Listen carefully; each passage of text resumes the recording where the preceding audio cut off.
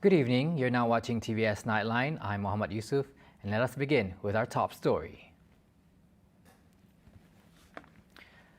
Deep-rooted conflict among political parties in the opposition bloc vying for seats to be contested in the 12th Sarawak state election has exposed vulnerabilities and lack of commitment from the opposing end to form a stable government. This was stated by GPS Chairman Datuk Patinggi Tan Sri Abang Johari Tun Openg that the question is how they are going to lead the people of Sarawak in the future. Rakyat boleh melihat sebelum tarikh sudah ada pergaduhan. Kalau ini berlaku bermakna kerajaan akan tidak stabil, kan? Saya tak tahulah apa yang berlaku, tapi saya dari mula dah mempunyai satu pandangan bahawa pihak pembangkang akan menghadapi masalah. He said this after officiating the Sarawak 12th state election GPS machinery at Parti Pesaka Bumiputra Bersatu PBB headquarters today. Two Pakatan Harapan PH component parties are likely to clash with each other in the 4 seats in the upcoming state election if they fail to reach an agreement. Commenting further, Abang Johari said the issue of disagreement also happens among the state opposition parties. Meanwhile, Abang Johari assured that the coalition is ready for the upcoming state election with its machinery intact and ready to be deployed. Bahawa hayat Dewan Negeri habis pada bulan 6 dan sudah tentu kita punya jentera telah bersedia lebih awal. Sebab itu malam ini hanya kita remind that we have to start now. Now, Chief Minister Datuk Patinggi Tan Sri Abang Johari Tun Openg commends the leaders of Bersatu and Barisan Nasional for not partaking in the upcoming Sarawak polls. This reflects good spirit and understanding between the two governing governments, and he hopes that all parties will work towards the development of Malaysia. Saya mengucap terima kasihlah kepada Tan Sri Muhyiddin yang telah mengumumkan bahawa Bersatu akan tidak menyertai pilihan raya ini, dan kita di kerajaan pusat adalah partner.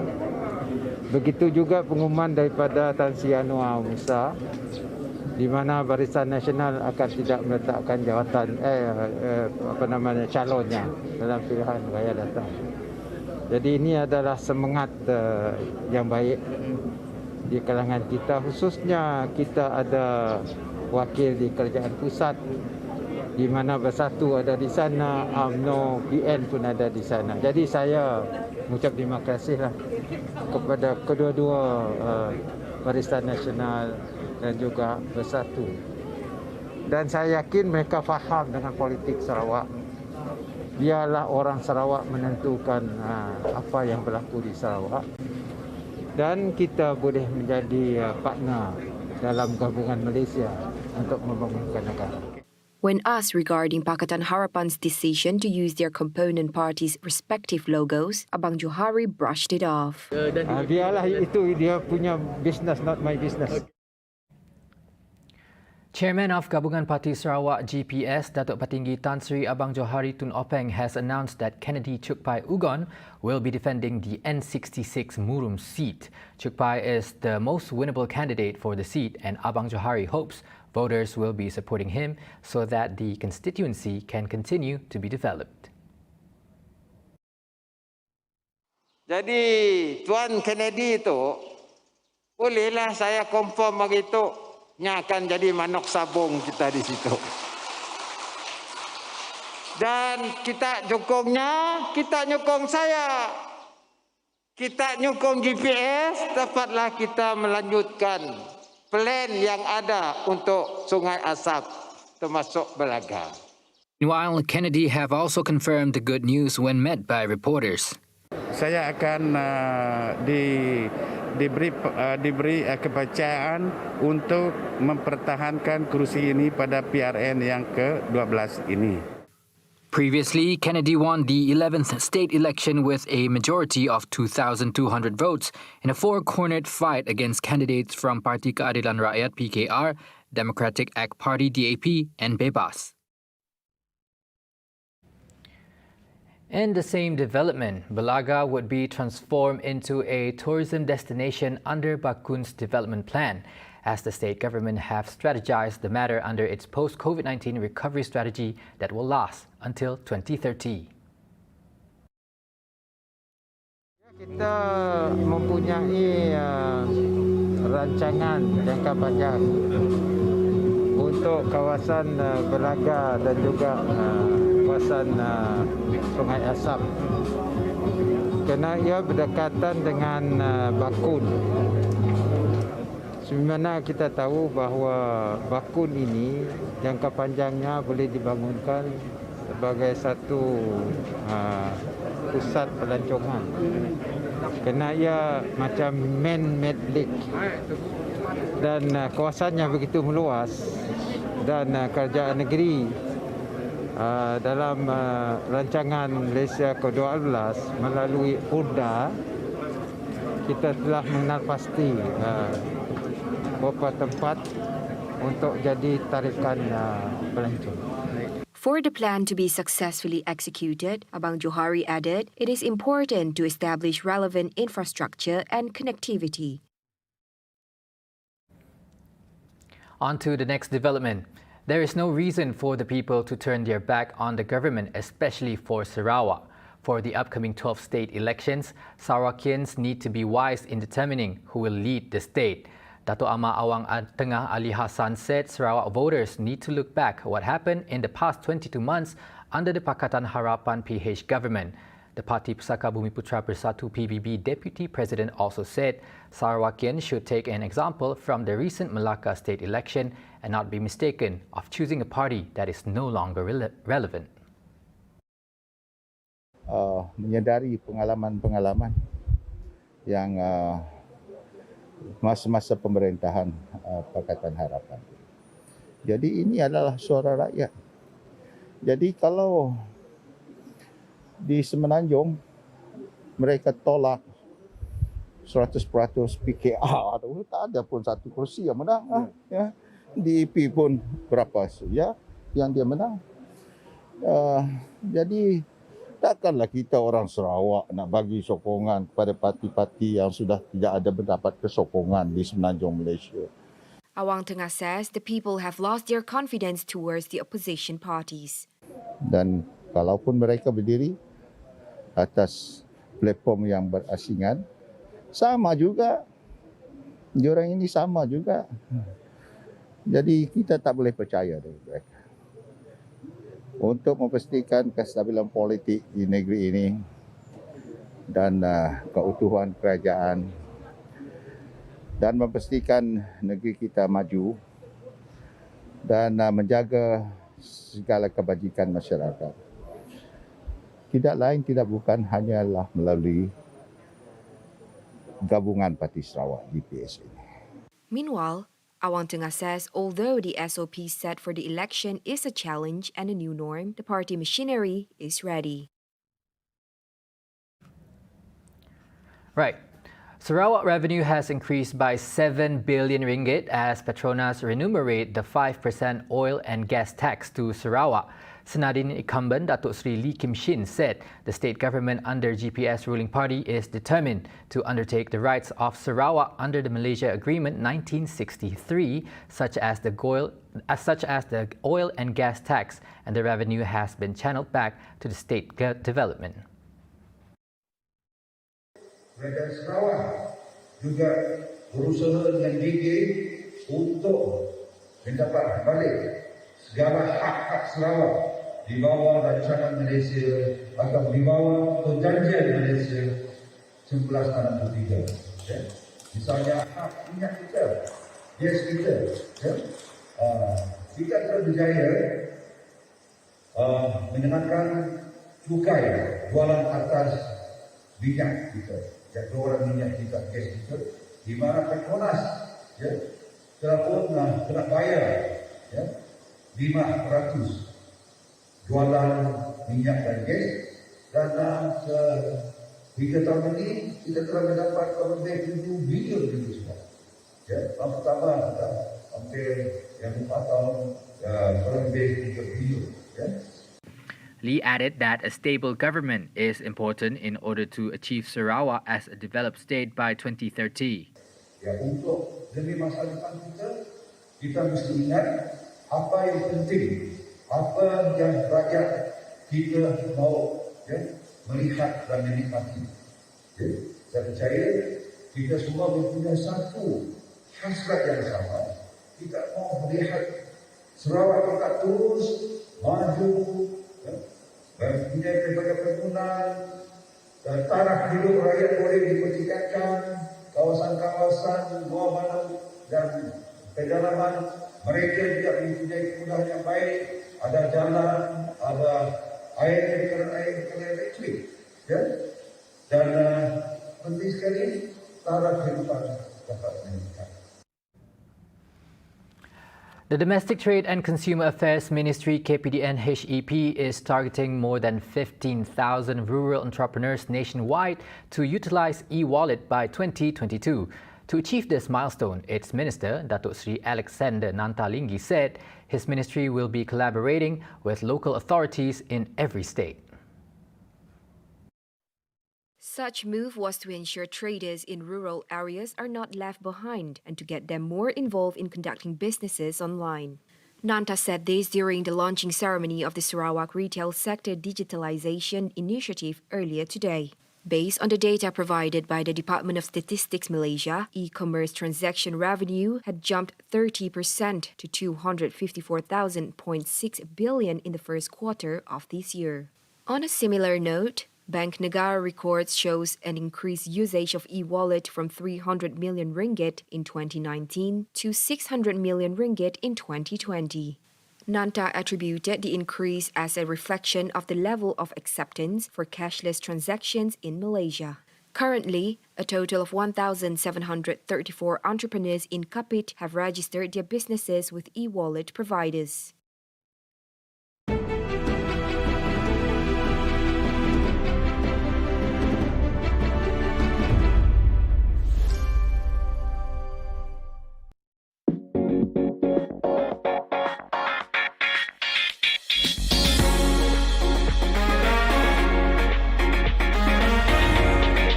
Kepada anda terus kekal setia bersama saya pada setiap hari Selasa pukul 9.30 pagi hanya di TVS saluran 122 Astro dan My TV.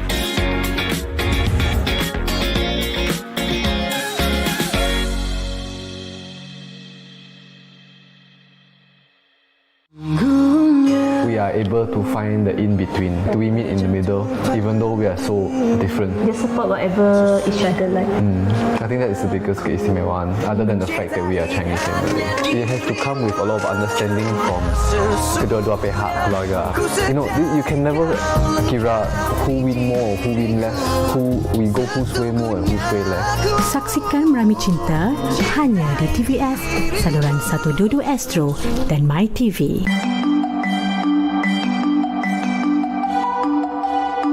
Kerajaan Sarawak memperuntukkan 5 juta ringgit bagi menyediakan perkhidmatan bas sekolah percuma. Inisiatif ini untuk membantu ibu bapa yang kurang berkemampuan menghantar anak-anak mereka ke sekolah dan secara tidak langsung mengurangkan kesesakan lalu lintas. Pihak Yayasan Sarawak juga telah mencipta aplikasi Sarawak Free School Bus digunakan untuk mengesan lokasi terkini. Bas sekolah percuma mula dilaksanakan di sekitar Kuching pada 3 Ogos 2020. Ketua Menteri Yang Amat Berhormat Datuk Petinggi Abang Haji Abdul Rahman Zohari berharap projek ini akan diperluaskan ke bandar utama lain seperti Sibu, Bintulu dan Miri selain ke kawasan luar bandar.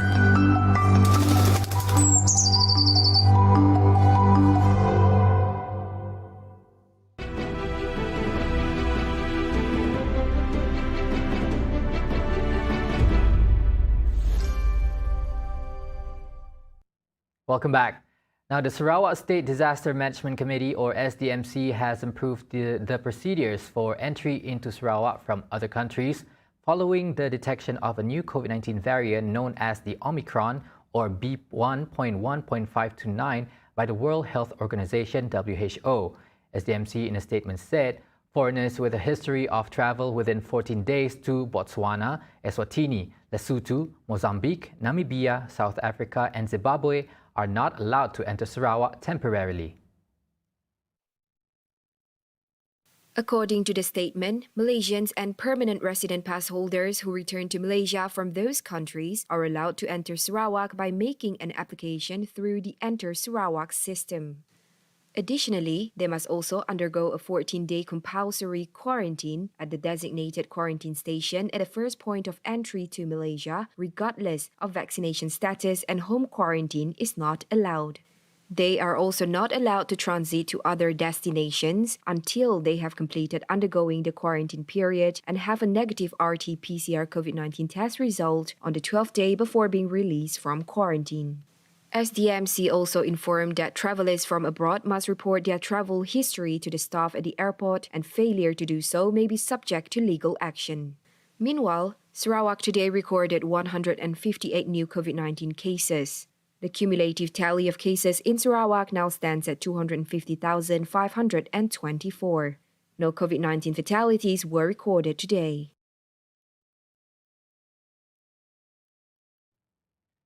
Innovation brought by the youth are highly encouraged in the reviving tourism industry, utilizing digital platforms for promotion basis. Thus, the Ministry of Tourism, Arts and Culture of Sarawak has organized the Kenyalang Tourism Booster Program as part of the initiatives to help the tourism, arts and culture industry as well as local entrepreneurs. According to its minister, Dato Sri Abdul Karim Rahman Hamzah, this program aims to foster relations among industry players as well as focusing on the development of tourism, arts and culture in Sarawak. Saya percaya Kenyalang Tourism Booster tahun ini berjaya menggalakkan industri pelancongan Sarawak untuk menyediakan lebih banyak peluang ekonomi dan juga pekerjaan, terutamanya melalui kolaborasi dinamik di dalam ekosistem industri pelancongan Sarawak, yang juga secara tidak langsungnya memberi manfaat kepada pelbagai industri pelancongan kita. He said this in his text speech, which was delivered by Sarawak's Ministry of Tourism, Arts and Culture of Sarawak Permanent Secretary He Chiang Ki at the Kenyalang Tourism Booster 2021 closing ceremony at Kampong Santubong on Sunday.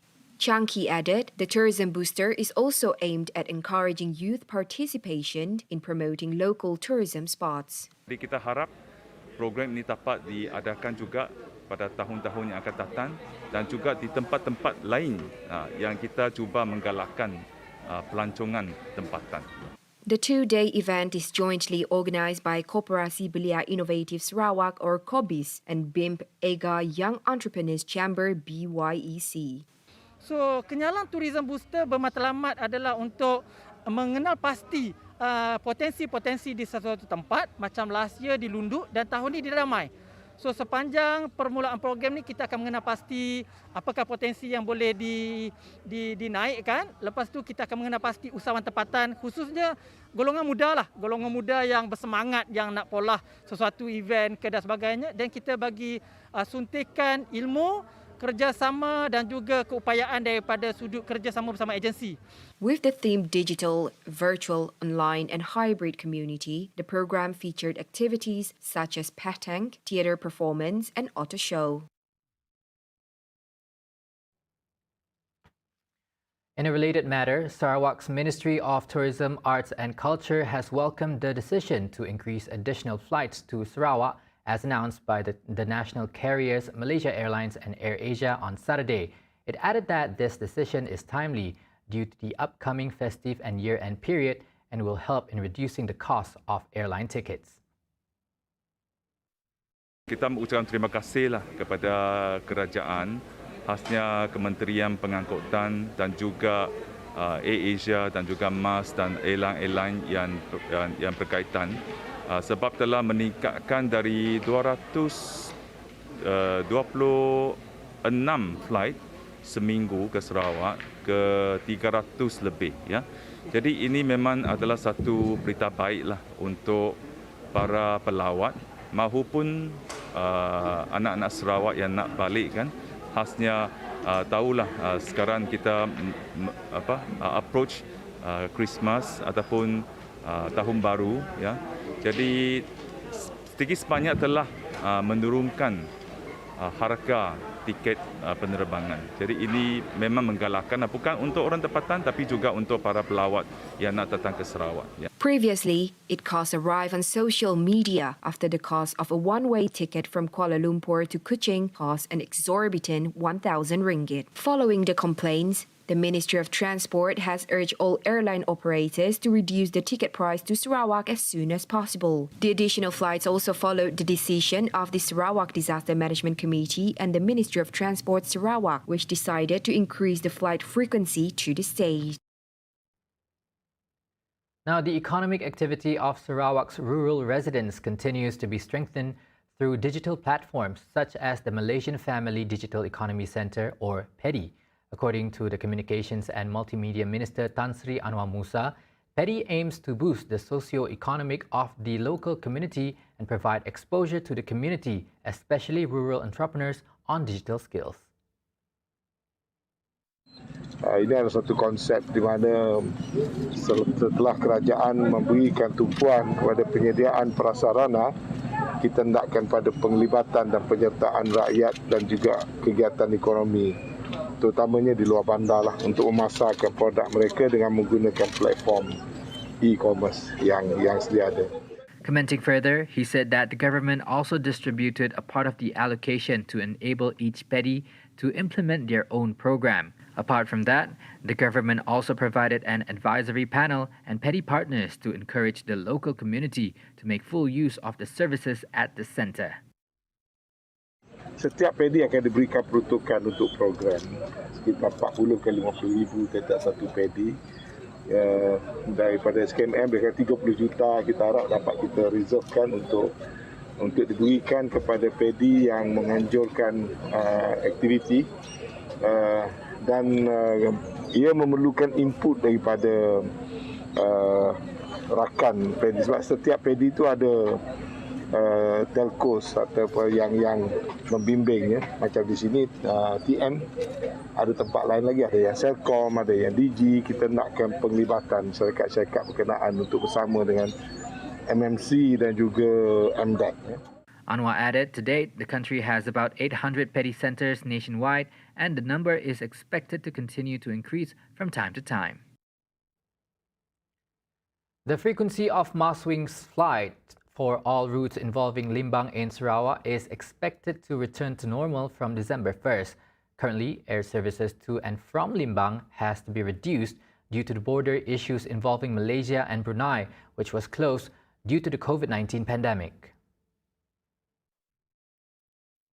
Deputy Rural Development Minister Datuk Hasbi Habibullah said the frequency of the flight will be as agreed under the Public Service Obligation Agreement for Rural Air Services or PSO for RAS and will be reviewed by the government from time to time to meet the needs of the local community.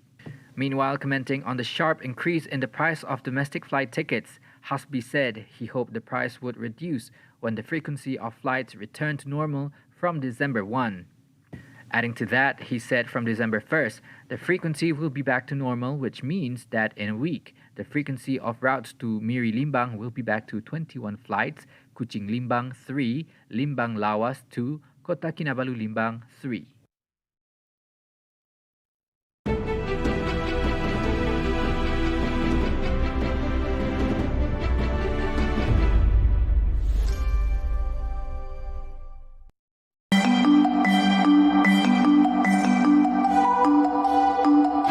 Sarawak Pay merupakan sebuah aplikasi dompet elektronik atau e-dompet yang semakin popular kini kerana ia adalah pantas, selamat dan mudah untuk digunakan.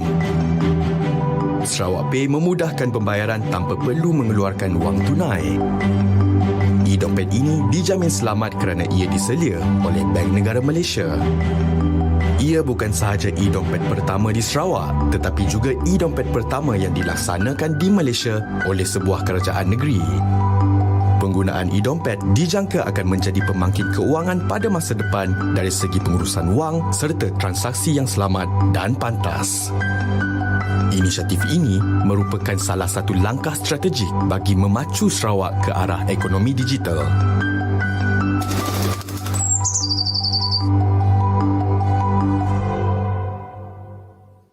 Polis tidak akan ber-16 items kerana bak kandang benua pusing korban yang memang terutama di kawasan Ujing Ina的到来 pada kecaranya Indonesia and Malaysia. Meskipun reda dengan Assalamualaikum dan salam sejahtera. Warnailah hidupmu, tampilkanlah bakat baru. Sarawak pasti maju, menginspirasi duniamu.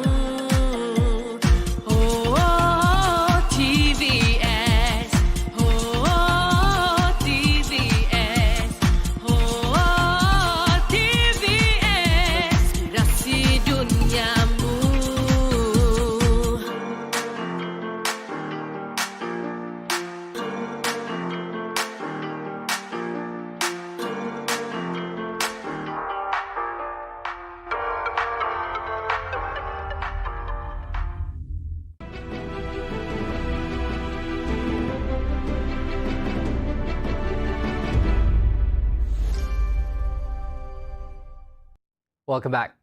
Now on to some global updates. A masked gunman dressed in black was arrested by police on Sunday, November 28 in the Australian city of Wollongong in New South Wales state after firing shots in a shopping area. Police said the 40-year-old man was firing random shots at vehicles and in possession of 2 firearms and ammunition when he walked into a dive shop holding one employee before releasing the person and surrendering to police in the Wollongong suburb of Windang. At the time, he had a long-arm firearm with him and was taking a number of random shots at vehicles in the area. He was then cited to walk into a nearby dive shop, which again was just north of the Windang Bridge. They were able to secure the location. In a short period of time, there were 2 employees that were inside the store. One of those employees was able to get out of the store before he was noticed. Police were able to engage the 40-year-old man, and we believe the 40-year-old man is a Windang man. And it was through those conversations that he then subsequently released the only other employee from the shop. Conversations and negotiations continued with police on the scene to a point where he surrendered to police. Police said investigations are continuing. On one instance, one of the vehicles, I'm told, was empty. But I'm told that there was an individual that was inside another car. But again, that's not to say there were more cars, and that's why if there's anyone out there, whether it's this point or they go see their vehicle at a later time and they notice some damage, please contact the local police with that information to assist us. Dogs reign over the waves in the Brazilian coastal city of Natal during the Surf Dog Festival. During the competition, dogs surfed next to their owners on paddle boards, while beginners were provided with life vests to ensure safety in the water. O Bono está comigo desde que ele tinha 40 dias, era uma bolinha assim de pelo. E a ideia era comprar uma prancha de stand-up para começar a remar, começar a fazer aquela atividade do stand-up, que por sinal é muito boa, eu sou educador físico. Cara, o Bono subiu na prancha e foi impressionante. Primeira vez que ele subiu, o rabo começou a abanar e começou a latir. Então a felicidade dele em cima da prancha começou a meio que a chamar a atenção do pessoal. Nossa, o cachorro é amarradão em cima da prancha. Event coordinator Jacqueline Cordeiro said the festival has proven that it is possible to have humans and pets interacting on the beach. Estou bem emocionado, estou bem grato de ter vindo aqui e ter ganhado esse título aqui. Responsáveis por isso que nós vivemos hoje. Now, the only way to improve yourself is by understanding your strengths and weaknesses. That's all the time we have for tonight's TVS Nightline. I'm Muhammad Yusuf. Good night.